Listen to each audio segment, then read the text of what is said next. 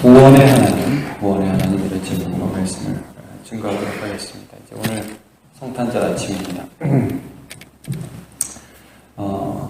이제 우리가 룻기 오늘 마무리하게 되는데, 이 룻기를 통해서 하나님이 한 죽은 것 같은 여인, 나오미와 룻, 시어머니와 며느리 관계죠. 이 관계를 어떻게, 이 두 여인을 어떻게 다시 세우는가 하는 개인적인 구원과 더불어서, 이게 단지 한 어떤 죽은 것 같은 여인의 이야기가 아니라 하나님의 구속사, 구속의 역사라는 것을 오늘 다시 한번 말씀해주고 있습니다.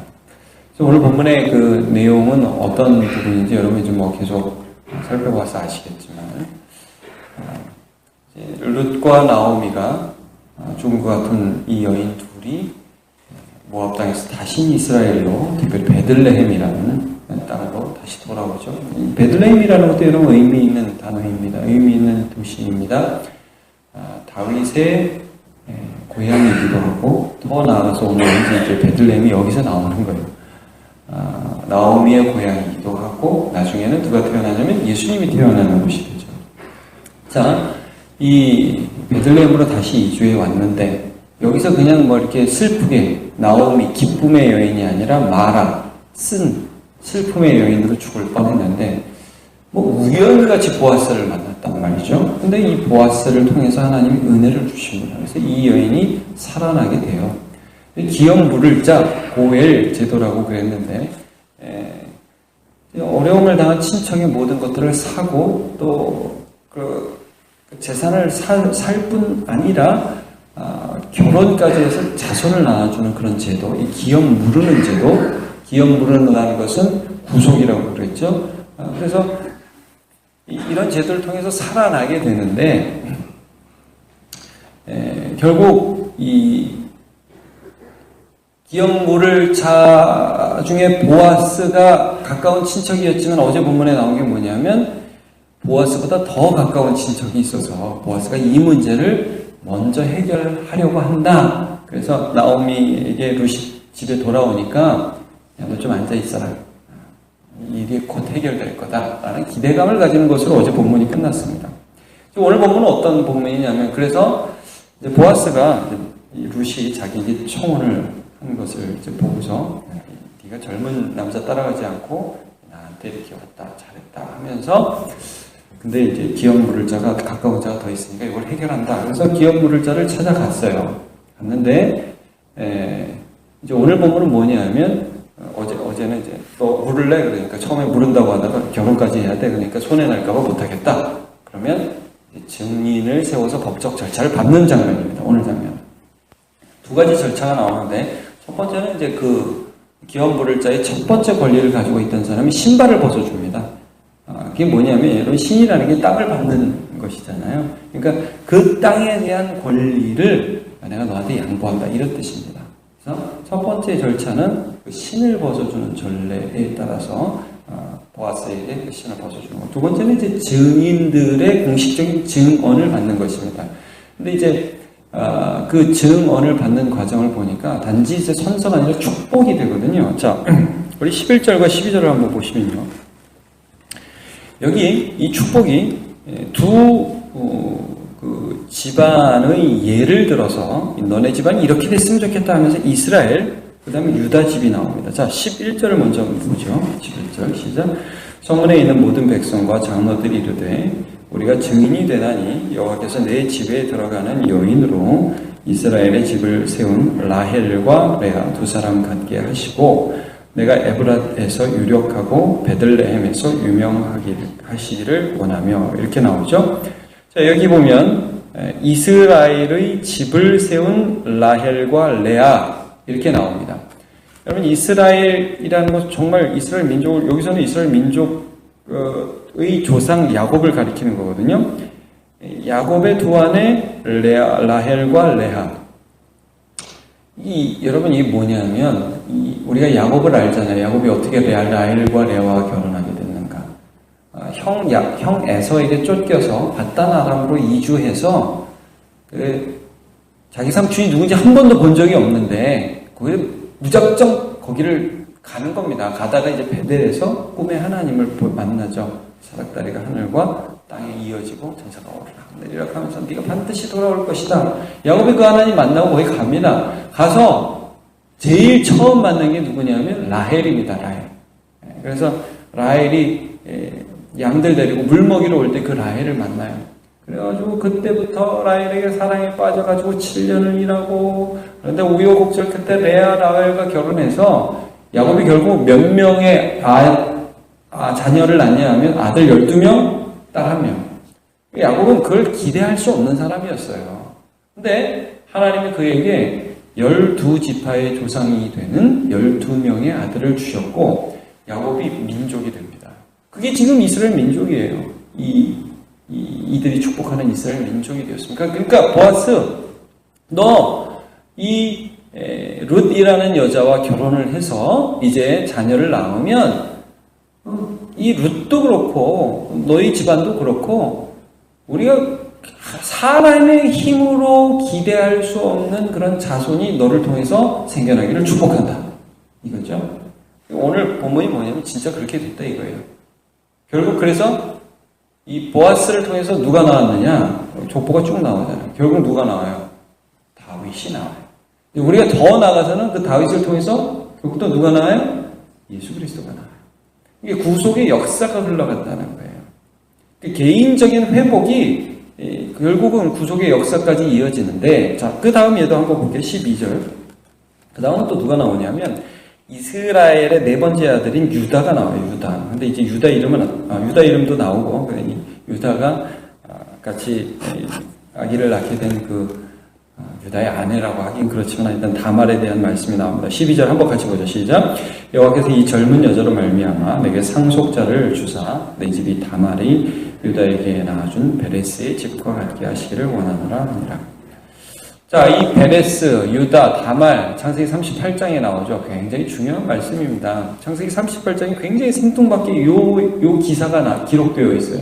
이게 뭐냐면, 좀 전에 봤던 야곱의 12아들 중에 네 번째 아들이 유다거든요. 근데 유다가 결혼을 해서 아기를 낳는데, 첫 번째 아들이 두 번째 아들이 오난입니다. 그리고 세 번째 아들이 셀라인데, 이 첫 번째 아들의 부인, 그러니까 유다에게 며느리가 다말이에요. 그러니까 지금 유다가 다말에게서 베레스를 낳았다는 말은 상당히 불륜적인 말입니다. 이게 며느리와의 관계에서 아기를 낳았다는 말이죠. 근데 문제는 뭐냐면 창세기 38장에 참 이게 어떻게 성경에 이런 말씀이 기록되어 있는가 이런 생각이 들 정도인데, 첫째 아들과 다말이 결혼했는데 하나님이 첫째 아들이 악하니까 죽여버려요. 그러니까 둘째 아들이 형수에게 들어가서 아기를 낳아줘야 되거든요. 형의 이름으로 들어갔어요.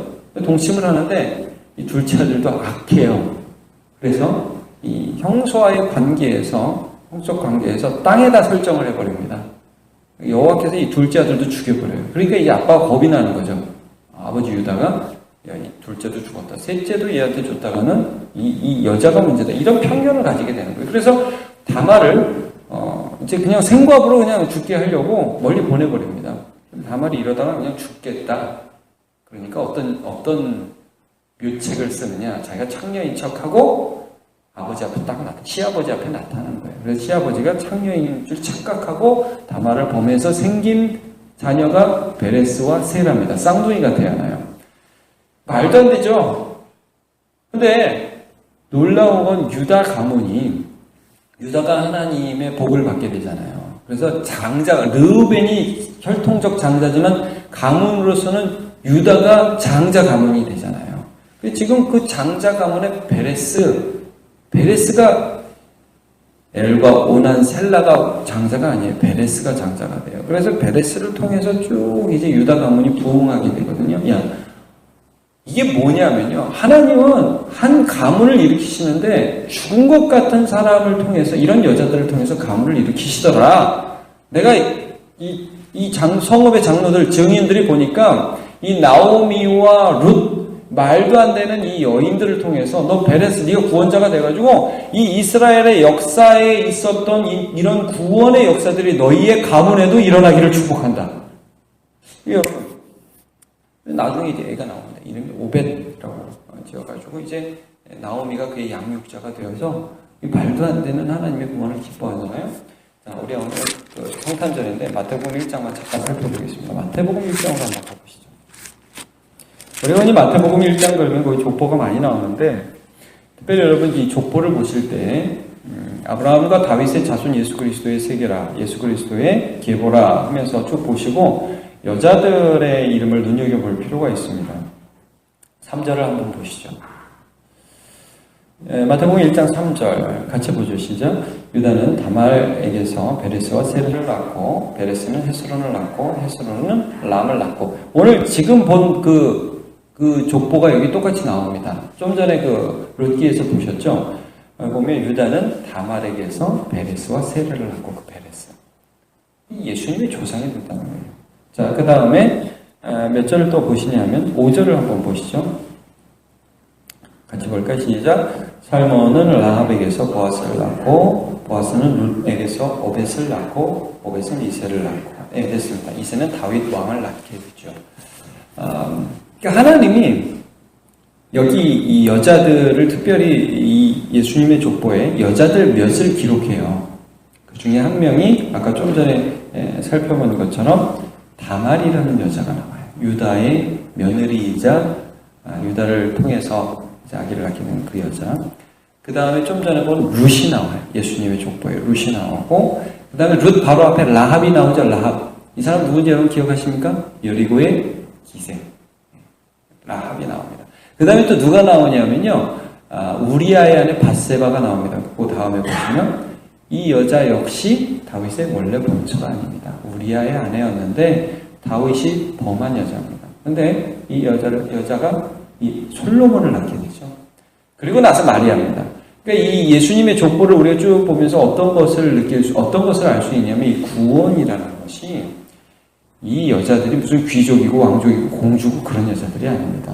그런데 하나님께서 이 여자들을 통해서 구원 역사를 이루고 계시다는 것들을 쭉 보여주고 있어요.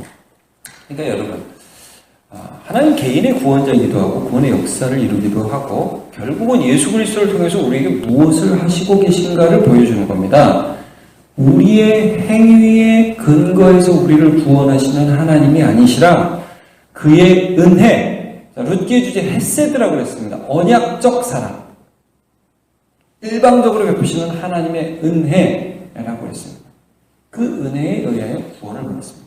너희가 그 은혜에 의하여 믿음으로 말미암아 구원을 얻었다니 이것이 너희에게서 나는 것이 아니요 하나님의 선물이라 행위에서 나는 것이 아니 이는 누구든지 자랑치 못하게 하려 함이라 말씀하고 있죠. 우리를 구원하시되 우리의 행한 바 우리의 의로운 행위로 말미암지 않고 오직 그의 긍휼하심을 따라 중생의 시선과 성령의 새롭게 하심으로 하셨나니. 그래서 3장 5절 말씀입니다. 여러분, 우리가 오늘 이 말씀을 보면서 하나님 어떤 구원의 하나님인지를 기억하면서요. 우리가 룻 같고 우리가 나오미와 같은데 오직 예수 그리스도 하나님의 은혜의 통로를 통하여 우리를 구원하신 하나님을 이 성탄절에 더욱 찬양하는 저와 여러분 되시길 축복합니다. 기도하겠습니다. 하나님, 우리가 룻기를 쭉 살펴보면서 하나님의 언약적 사랑, 죽은 자를 구원하시는 하나님의 주권적인 은혜를 함께 살펴보았습니다. 그 사랑이 역사 속에서 흘러나와서 결국 다윗, 아브라함 거쳐서 예수 그리스도까지 왔고 그 예수 그리스도를 통하여 오늘 죽은 것 같은 자를 일으키신 것이 바로 교회이며 이 교회가 하나님의 은혜를 선포하는 공동체입니다. 오늘 성탄절입니다. 우리 가슴 속에 세상이 기뻐하는 것 같은 근거 없는 기쁨이 아니라 우리 구원자 예수 그리스도로 인한 기쁨이 넘치도록 은혜 내려 주옵소서. 감사드리며 예수님의 이름으로 기도합니다. 아멘.